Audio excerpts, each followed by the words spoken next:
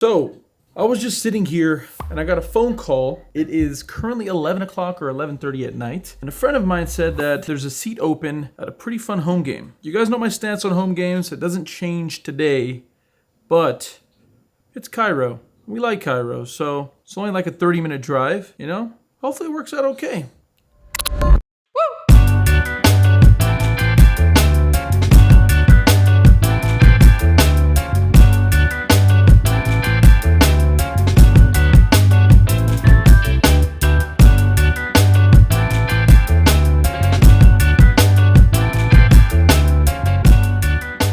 Well, you guys are in for a treat. Today, I find myself doing something that I usually advocate against, and that's going to a home game. To be fair, and I'm sure you can say this for a lot of different reasons, but I'm playing a home game that I feel pretty secure and comfortable at. The people running the game are good friends, so hell, why not hop in to some home game streets? Spoiler alert, the game's pretty decent, so let's hop into it. This very first hand, we're catching up to the video as it happens, I believe, on the flop or the churn. So I've got to catch you guys up on everything that's going on. I'm in middle position. We're playing 5-10, and I'm into this game for $5,000. Yes, 5,000. That's a lot. Well, the reason being is the game's actually playing a little bigger than expected. I looked down at King Jack offsuit, and I raced at $30 from middle position. The button, the small blind, and the big blind all call. We're going off to a flop that comes King 5-3 Rainbow. Great flop for us. Very happy about that. I think my goal would be is just to play a little deceptively and throw in a little check. I think my hand plays really well as a 2-street value holding, so why not try that out? I decided to check it through, action checks through. We're going off to a turn card that comes a 5 of spades. It brings a full rainbow to the board texture, and when the action checks to me, I think I'd be a fool not to go for some value. I bet $65 at this point, which is about half the size of the pot. The big blind calls, everyone else folds, and the river card comes a deuce of diamonds. When the opponent checks... No way. Hello? All in $230 to go. Yeah, not great, but I didn't check back the flop to fold this river. I make the call. Our opponent shows 6-5 offsuit, so that's good for trips. Not starting off hot, but let's see if we can run it back. All right, hand number 2. This one's a pretty fun one as well. There's 3 limps, and it gets to me in the small blind. And we look down at pocket tens. Well, I know it's only $10 to go, but that's just not going to suffice here. I decided to raise an isolation raise for a massive sizing of $100. Yes, that's 10x, and I realize that's a lot more than I should be doing theoretically, but who gives a shit? People aren't folding, so I've got to give them a really bad price to call. And if they're going to be calling, let's penalize them for calling so wide, right? The early position limper as well as the button limper make the call. We're going 3 ways off to a flop that comes King 7-3 with 2 diamonds. Not a bad flop because I do have myself a diamond. With the action starting off on me, I think this plays as a pretty obvious and conservative check here. Luckily for us, it ends up checking through, and the turn card is magic. The turn card comes a 10 of spades.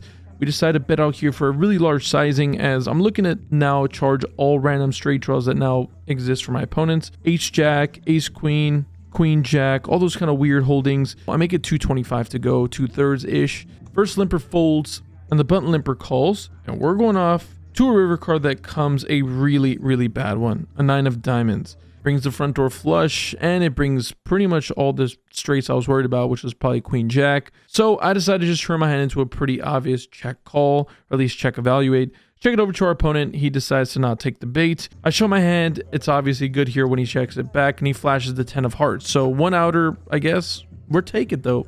After that last hand, we're definitely using that to motivate and push us to the finish line, which is a W. Either way, in this next hand, I look down at Ace-Jack offsuit. I decide to race at $30 from middle position. The button, the small blind, and the big blind all make the call. The flop comes Ace-Jack 10. Wow. I don't think I could have asked for a better flop. The only thing that could possibly make this better is if somebody just wait. My dreams are coming true. Oh my goodness. Our opponent from the big line just donkleys out here for $100. Definitely super interesting. Very hard to tell what our opponent can have here. Sure, there's some realm where our opponent flops a straight, but in that realm, I'm going broke too, so it doesn't really matter. I make the call, looking to invite somebody behind me to call, which ends up happening as the button calls as well. We're going off to a turn card that comes a deuce of clubs, bringing a backdoor flush draw. Even more interesting when our opponent, after getting called in 2 spots after leading out, he bets again for $250. A little worrisome for him and not for me, because I decided to raise to $900. I think in the moment my thought process is pretty simple. This is a pretty, innocuous turn card. It doesn't change anything at all. If my opponent does, in fact, have what he's representing, I just don't see a world where he doesn't go broke. He has somewhere in the neighborhood of $2,000-ish to start the hand. And I think my main goal here is to try to get it all in the middle. It could definitely be a chance that my opponent just is drawing absolutely stone dead. So if that's the case, let's get the money in while we can. And if he just happens to pick up a combo draw like King X of clubs, let's get the money in while the money is getting good or whatever. I find myself hoping for a call or an all-in, and unfortunately neither happened as our opponent ends up folding. He would later tell us that he folded bottom 2 pairs, so maybe I believe him, maybe I don't. That's an unbelievable fold from him if that is the case, but either way, let's move along. This next hand takes place like 1 or 2 shuffles from the previous one, it feels like. And I find myself in the $20 straddle. Early position limps, middle position makes it $100 to go. The button cold calls, and I cold call after looking down at 6-7 of hearts from the straddle. I'm going to be defending my straddle really wide. I'm not going to lie to you guys. 1, because it's a home game. You got to give the action if you want to get the action. And 2, it's a suited connector. You try to take this hand away from me. You're going to have to rip it off my dead body. Either way, the other limper calls, and we're going 4 ways once again off to a flop that is really, really good. It's kind of been how today's gone, honestly. Flopping top pairs, straight draws, flush draws, everything's just getting there, right? The flop is 8-6-7, flopping second pair as well as an open ender here on a really, really dry board texture in the context of flush draws. Obviously, there is straight draws and super coordinated for straights. Luckily for us, it ends up checking through, so I'm pretty confident that my hand is good, or at least is drawing really live, and the turn card brings exactly what we were not expecting, but will give us probably the best hand, as it comes as 6 of diamonds. I decided to size up here for $300, looking to charge pretty much all the flush draws that exist in one of our 3 opponents' ranges here, but most commonly, I think our opponent that we're targeting its initial raiser will definitely still have aces and kings to protect himself in his range. I don't think anybody just snap gives up, and if that's the case, then that's fine. I don't think I can bet any amount for them to call. I'd rather go big and try to target or cooler somebody if they're playing or slow playing an overpair. Only the initial raiser decides to call, and we're going off to a river card that comes in 9 of spades. We now improve to a straight. At every street, every point of the hand, my hand got better and better. So all of that being said, now it's all about sizing. I'm really in between a couple of options, and I end up deciding to go for a $650 bet.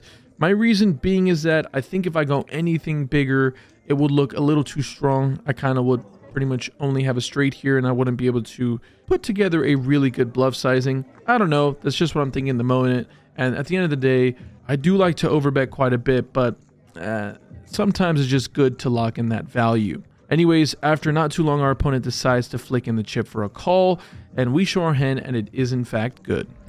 Look at the view of this place. Pretty neat, pretty beautiful. We've only played a few hands, but yeah, we're probably gonna be heading out pretty soon. Probably got another hour to play. Gonna be a quick session, not much to go over. We just getting slapped by the deck in the face, it feels like. Getting paid off in some good spots, but otherwise, and I'll let you guys know. Join the Splash Squads, link at the top of the description if you're interested. Check out the podcast. And yeah, if you guys ever want to play in the private game I hosted the bike, you can DM me on Instagram. Either way, that's enough of the shitty plugging. I appreciate you guys very much. Let's get back to some poker. Well, we're moving and grooving here. Things are really, really starting to turn for the better. And in this next hand, hoping to continue that streak. As middle position raises to $30, I find myself in middle position, and I look down at Queen Jack of clubs here. Definitely could play as a solid 3-bet as I am in position against the initial raiser, but in these games, it probably just pays to just be a little more passive pre-flop. So I just make the call here, inviting some other interesting characters behind me to call as well. That does in fact happen as both the blinds make the call. We're going off to a flop that comes Jack, 10, deuce, 2 clubs. I can't make this up. I'm just running good. I wish I could pretend like I'm playing well, but in reality, the deck is just bailing us out every single time. With the action checked over to me, I'm the in-position player here. I decided to do something a little sneaky and decide to check it back. I decided to take my equity to the streets, and it comes immediately. There's no sweat. Ace of clubs, second nuts. What a beautiful life to live. With the action checked over to me once again, or excuse me, the initial raiser once again, he decides to bet $75. With the action on me, I now realize that I have to spring the trap. I've got a raise here. I decide to bump up the price to $250. Only the initial raiser calls, and we're going off to a river card that comes Queen of Hearts. This is an amazing card, I think, because I'm mostly targeting a hand that contains the King of Clubs specifically. With the action checked over to me, our opponent is leaving himself about $700 behind. And at this point, I haven't really had to show many hands except for the first hand at Showdown, it feels like. I don't know what my image looks like to the folks here, but I just rather look to go for gusto. If our opponent has a straight, I feel like there's a great chance he can't let go of it. So I decide to go all in for his remaining 700. He thinks about it for a brief moment and shows the King of Clubs, which is exactly what we put him on, and he decides to fold. So unluckily for us there, I wonder if he'd even consider calling a bet of like $200 to $300. I think maybe we got a little too greedy, because if even the hand that contains the King of Clubs is folding, what am I getting called by that's worse, I guess? Well, if things haven't been going great already, in this next hand, we look down at pocket Kirans on the button. Cowboys, the straddle is on to $20. I'm on the button. I make it $80 to go. The big blind and the straddler make the call. We're going off to a flop that comes Queen, Queen, 10 with 2 diamonds. We do have a diamond here, so there is some merit in checking back this hand, specifically this flop texture with my holding, but I decided it's probably better to look to get value from straight draws and flush draws, as they do exist. So I make it a down bet of $65 to go. Only the straddler makes a call, and the turn card comes the 8 of Hearts. Brings a backdoor flush draw. There's now 2 flush draws out there. With the action checked over to me, I actually think for a really long time here. At least like 20 to 30 seconds go by. I'm thinking whether if there's any, value in betting here. Am I looking to protect? Am I looking to get value? And what am I looking to get value from? If I don't get raised on the flop, I think we can reasonably discount most queens, as that flop is super dynamic and it probably makes sense to raise with the hand like that. But in real time, I think that it's probably best for my opponent to catch up slightly, but I end up checking it through. The river card comes a Jack of Clubs. Another bad card as it brings a 4-liner out there. Our opponent checks. There's literally no merit in betting ever here, so I snap check it back. I show my hand, and he thinks about it for a second before showing me 8-9 offsuit. So unfortunate for us there, as we end up getting rivered there. As you can see in this specific instance, we could have got a ton more value if we bet the turn and he calls. Obviously, we would have still lost, but there is more hands, I think, in his range than we gave credit that still can call the turn, that are worse than ours, that are drawing than ours, that have a reasonable amount of equity. So either way, hitting the latter part of the session, it's only fair that we lose a couple hands. This next hand, early position makes it $20 to go, so the old double main click, we love to see it. I find myself in middle position with ace-9 of spades. I call. 2 other players behind me call as well, and the flop is once again that of which gives me equity, as it comes Jack 3-10 with 2 spades. Oof, that's, I mean, like I said, the deck has just been cooperating, which we will never complain about. The initial raiser C bets for $25. Only I make the call, and the turn card comes the 8 of Clubs, introducing some straights that come in, but for us specifically, we add even more equity to our already super equitalious hand. Made that up as I go. Shout out to Dr. Seuss. I'm the poker Dr. Seuss, I think. Either way, at this point, our opponent is not stopping the betting train, as he decides to double barrel for $100. He's leaving himself about $600 behind, and I think this is the first blatant mistake I make in the entire session, and I just make the call. The reason I don't like this is that for a hand like this, it just does a really great job here, I think, turning this into a semi-bluff. We have a ton of equity. We never hate being called because we're never drawing dead, and moreover, we have fold equity. Our opponent still has enough money behind him to fold, and at the end of the day, our hand technically is just ace high, even though we have like half the deck as an out here on the river against most cards, or most hands, I should say. It's just better to take it down. So I just make the call, as I mentioned. Don't like that. And we're going off to a river card that comes a 7 of diamonds. So we do get there in the form of a straight, a 4-liner, albeit. Our opponent checks it over to me, and at this point I know he has a really weak hand, and the only thing I can do here is bet really small. So I decided to bet $200, not too big, not too small, somewhere right in the middle. Our opponent pretty quickly makes a fold. I would be interested to see, like I mentioned, if I just jam the turn. Our opponent's probably folding, so I think I would have preferred that. You don't want to just leave it up to, just because I'm running good and I feel like I'm getting there on most rivers, I can't just leave it up to that. I think the best play was definitely to jam there. But let me know in the comment section what you guys think. Do you agree? Do you disagree? How would you have played the hand? And this will bring us to the conclusion of today's episode with another fun hand that we want to go over. There's 2 early position limps here, and I never limp, but in this specific hand, I do. Playing passive, like I said, the vibe is pretty inviting of such activity, so I decided to limp after I looked down at King of Diamonds and 10 of Hearts. Offsuit Broadway, I mean, it just can't be that bad, right? Definitely plays better as an isolation, as I am in the cutoff. Not a whole lot to worry behind me, but alas, I just limp. Kind of a problem when a strong player by the name of Scuba Steve, who's a friend of the vlog, shout out to him, he finds himself on the button and isolates to $45. Everyone calls when it gets to me, and I think against a sizing this small, it's pretty easy for us to just make the call. Way too much money in the middle. We can never be doing that bad against most hands. So the flop comes King 8-6 with 2 hearts and a diamond. I do in fact have a heart, which is nice. And oh yeah, I forgot to mention, I have top pair. The action checks to the initial raiser, who decides to c-bet for 95. Action's back on me. I didn't call with this junk to hit top pair and fold, so I make the call. The turn card comes a 6 of diamonds, pairing the bottom card and introducing another flush draw here. The old double flush draw varieties. Feels like a lot of these turns have actually been super dynamic today. Either way, I continue playing in flow by checking. There's no reason for me to bet here. Our opponent bets once again for $255. At this point, I'm a little worried. Our opponent has all the ace kings here. He has all the big draws like ace queen, ace 10, ace jack of hearts, as well as all the semi bluffs that I'll improve to flush draws. Those same things, but just the diamond variety that we just mentioned. Either way, our hand still is a little too strong to fold here, so I end up making the call, and the river card comes a pretty interesting one as it double pairs a board, being the 8 of clubs.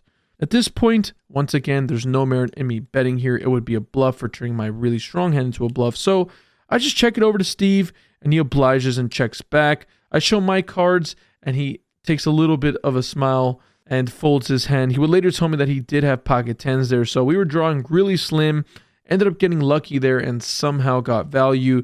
Oddly enough, Steve was actually happy and kind enough to tell us later on that he was betting for value, and I believe it. Today I've just had a bunch of flush draws, and it's a little thin, but I love it. In position, I think it's a great play. Either way, that's going to bring us to an end to today's episode. Let's throw over to me in person to see how the hell we feel after a really, really fun session. Woo!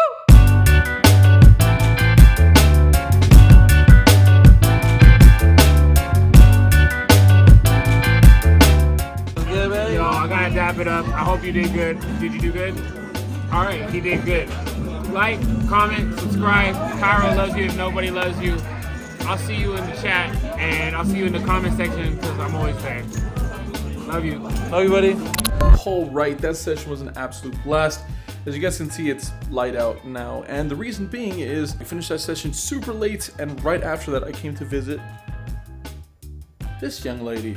Unfortunately, she suffered a little bit of an injury to her hand, so we're in between surgeries trying to figure all of that out. Send your well wishes. Stephanie is looking to make a full and speedy recovery very soon. We were into the game for $5,000 and out for just shy of a $2,000 profit at 69.30. Playing for 2.5 hours only and booking a $2,000 win. I'm gonna take that every day of the week. We have a lot more interesting content to come. I'm super excited to see where we're going with the direction of the channel. And Stephanie, hopefully he's going to make a very speedy and very quick recovery because we have bowling season coming up. But either way, thank you guys so much for supporting the videos. Stay happy, stay healthy. More importantly, guys, run good at the tables. Deuces.